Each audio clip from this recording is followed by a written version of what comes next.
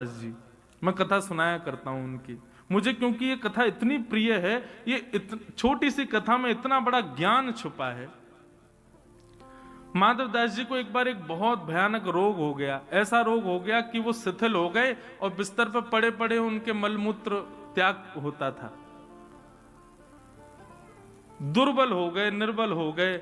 तब माधव दास जी पर दया आ गई जगन्नाथ जी को। जगन्नाथ जी बोले, माधव दास बेचारो या की कोई सेवा भी ना कर रहो, मैं जाऊं या के पास। तो ठाकुर जी आ गए और ठाकुर जी अपने अंजलि में जल भर के लाते और माधव दास जी के मलमूत्र को साफ करने लगे। माधव दास जी के जब नेत्र खुले, देखा जगन्नाथ भगवान सेवा कर रहे हैं। हाथ पकड़ लिया, बोले प्रभु क्या कर रहे हो आप? बोले तुम्हारी सेवा कर रहा हूं, तुम बहुत दुर्बल हो गए ना, बीमार हो गए हो। तो माधव दास जी ने कहा, आप तो भगवान हो, आप मेरी सेवा करना मंजूर मानते हो, इससे अच्छा तो मेरा रोग दूर कर दो। आप चाहो तो हो सकता है आप चुटकी बजाओ, मैं ठीक हो जाऊंगा। आप वो क्यों नहीं कर रहे हो? मेरी सेवा क्यों कर रहे हो? आप चाहो तो मैं तो बिल्कुल रोग निवृत्त हो जाऊंगा। तब भगवान ने जो बात कही वो सुनिए। ठाकुर जी कहते हैं, माधव, व्यक्ति संसार में अगर जन्म लिया है तो इसका मतलब है उसके प्रारब्ध बचे हैं, इसीलिए वो जन्म लेकर के आया है। और वो धीरे धीरे आगे बढ़ रहा है, इसका मतलब अब वो भोगेगा। एक समय आने पर उसके जीवन में कष्ट, विपत्तियां, आपत्तियां, चैलेंजेस आने शुरू होंगे ही होंगे, क्योंकि ये उसके पूर्व के प्रारब्ध हैं, इसीलिए उसका जन्म हुआ है।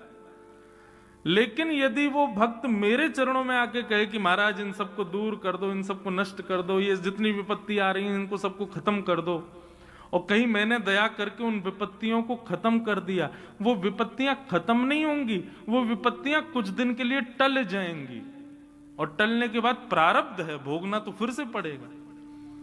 माधव, आज तुमको एक रोग हुआ, यदि मैंने इस रोग को चुटकी बजा के ठीक कर दिया ना, तो अभी के लिए तो ये टल जाएगा, लेकिन ये प्रारब्ध जो तुम्हारा बच गया, जो तुमने भोगा नहीं, उसको भोगने के लिए तुमको फिर से जन्म लेना पड़ेगा और फिर तुमको भोगना पड़ेगा।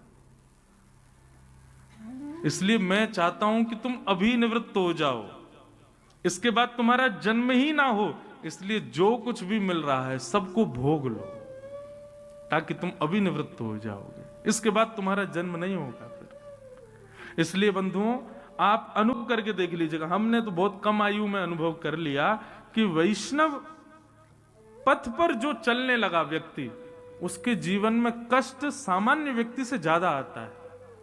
क्यों?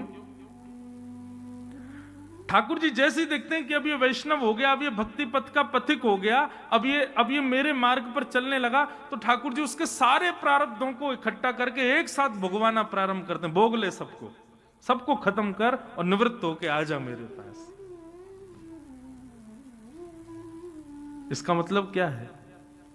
यदि आप 4-5 दिन बिना किसी विपत्ति के, बिना किसी आपत्ति के जी रहे हो, सब कुछ बढ़िया चल रहा है, जैसा सोचा था, जैसा विचार किया था, सब कुछ वैसा चल रहा है, तो घबराहट होनी चाहिए आपको। क्यों?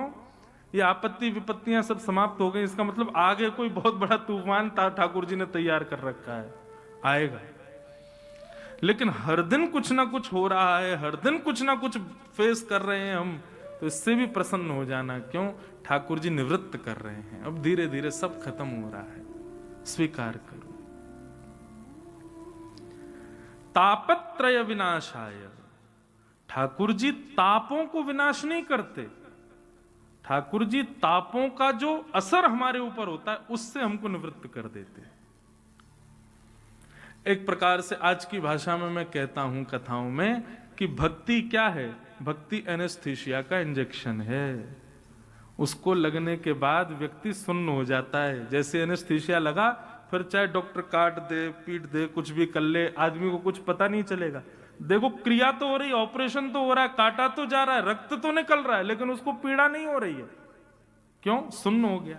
ठीक वैसे ही भक्ति भी एनेस्थीसिया की तरह। एक बार यदि आप भक्ति पथ के, वैष्णव पथ के अनुगामी बन गए, विपत्तियां जीवन में आएंगी लेकिन आपको अनुभव नहीं होगा। उसकी इतनी ज्यादा कष्ट